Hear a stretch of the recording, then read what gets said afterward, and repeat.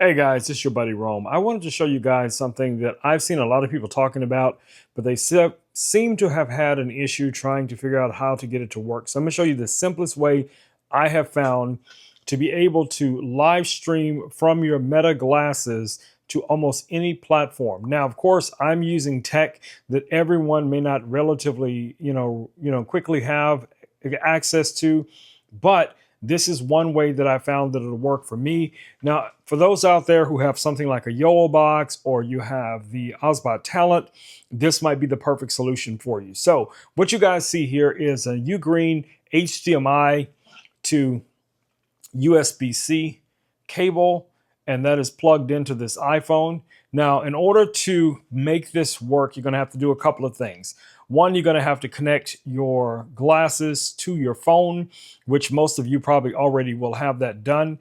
And at this point, what you want to do is connect your phone to your streaming device. Okay, so in our case, it's going to be the Obsbot Talent. So this phone is now connected.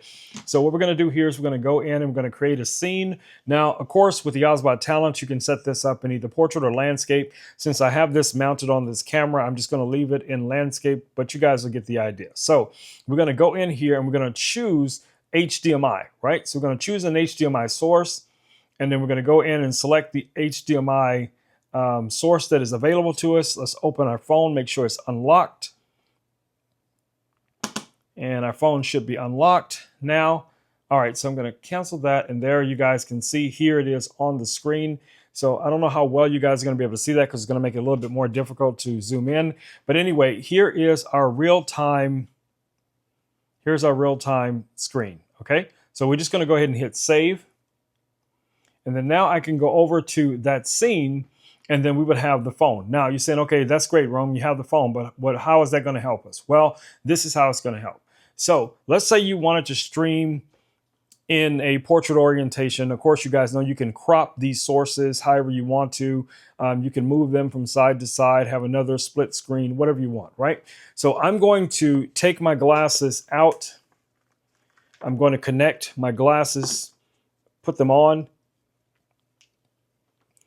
And then now they're going to automatically connect to my phone.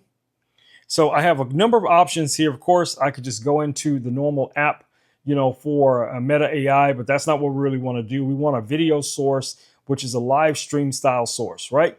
So you can either use Instagram, you can use Facebook, any of the platforms that is already designed for this to be able to work with, right? So all we're going to do here is go into live. All right, so it's going to give... It's going to give you the option to double press to switch to your camera option. So I'm going to double press. Switch to your glasses camera. So now you guys can see here on the screen, you are seeing whatever I'm seeing or whatever the glasses are seeing, right? So if I pick up something here off camera and I can put it up in front of the glasses camera, it sees exactly that. So it's going to give you that POV style. Now, the only other issue with this is that you are basically streaming your screen. So you're going to have some icons on here. Some of these you can probably crop out, to be able to crop in close enough to be able to see everything.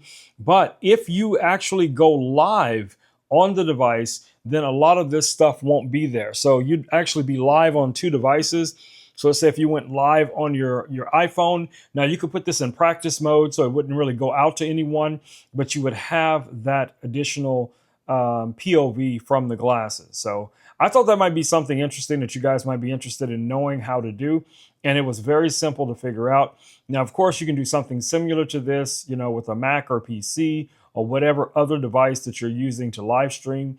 But in my case, since I normally use the Obsbot Talent for a lot of my recording as well as streaming, I think this is probably the easiest solution, for me. But let me know down in the comments, guys, if you have tried this before, if this is something that is completely new to you, you never had any idea that you'd be able to do something like this. And hopefully this video has been helpful to inspire you guys, to just, think outside of the box sometimes. You'll be amazed at the things that you'll be able to create, and share with the community. All right, guys, it's been Rome with Rome Knows Tech, and I'll catch you all in the next video. Until then, stay safe. Peace. I'm out.